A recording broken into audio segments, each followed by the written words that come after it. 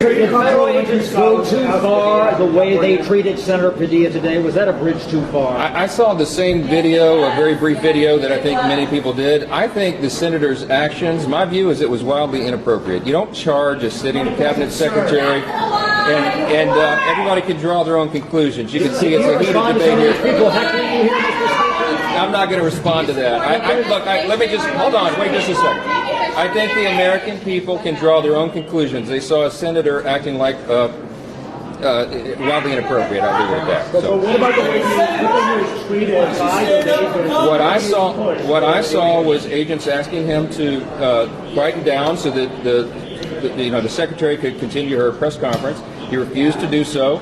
What were they supposed to do? They have to restrain someone who is engaging in that kind of behavior. They moved him out of the room. To the ground, handcuff him. A sitting member of Congress should not act like that. It is beneath a member of Congress. It is beneath a U.S. senator. They're supposed to lead by example, and that is not a good example. We have to turn the temperature down in this country and not escalate it. The Democrat Party is on the wrong side. They are defending lawbreakers, and now they are acting like lawbreakers themselves. And I think that's oversight. Charging a cabinet secretary in a press conference, I beg to differ. I think that people do as well. I think those actions speak for themselves. Do you have anything to say about lowering the temperature in the country right now? What would you say? Scott, I have things to say about lowering the temperature all the time. I am very consistent in this. We have been trying to do this since I was handed the gavel in before. I founded the Honor and Civility Caucus in the Congress, for crying out loud, when I got here in 2017.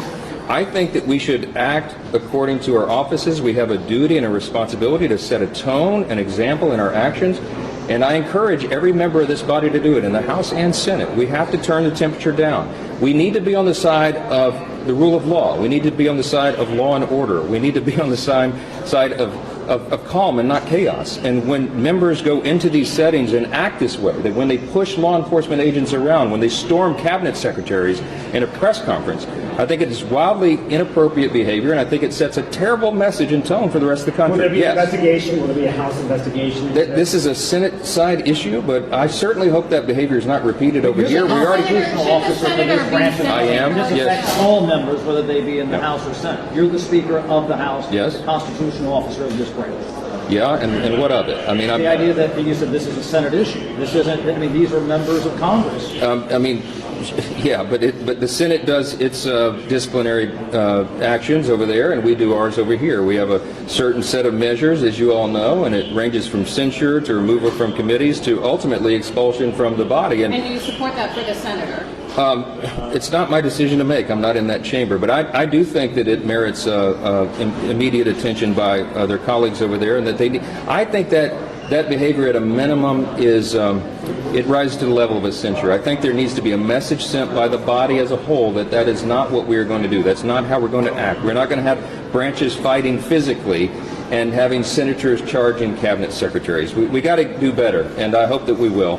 But I want to say this is a good day for the House chamber. The first rescissions package is now passed through the House. I expect it will pass through the Senate.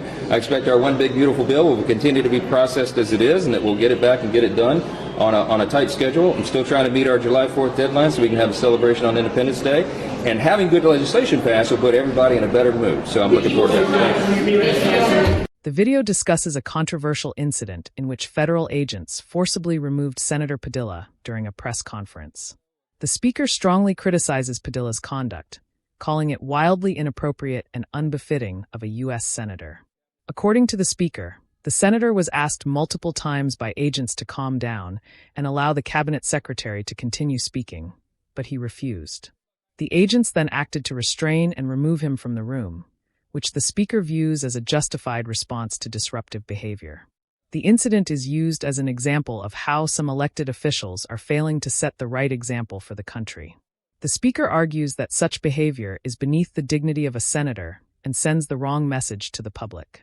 There is a broader criticism aimed at the Democratic Party, accusing them of defending individuals who break the law and engaging in behavior that undermines order and decorum. The speaker emphasizes the need to lower the political temperature in the country. They reference their own efforts to promote civility in Congress, including founding the Honor and Civility Caucus in 2017. They stress that lawmakers have a duty to model respectful and responsible behavior, especially during high-profile events. Regarding possible consequences, The Speaker acknowledges that disciplinary measures for senators fall under the Senate's jurisdiction, not the House. Nonetheless, they believe that Padilla's actions deserve immediate attention from his Senate colleagues and likely merit at least a formal censure. The Speaker insists that Congress must not tolerate aggressive or chaotic conduct, especially when it involves confrontations with members of the executive branch. The conversation ends on a more optimistic note, with the Speaker highlighting the recent passage of a significant legislative package in the House.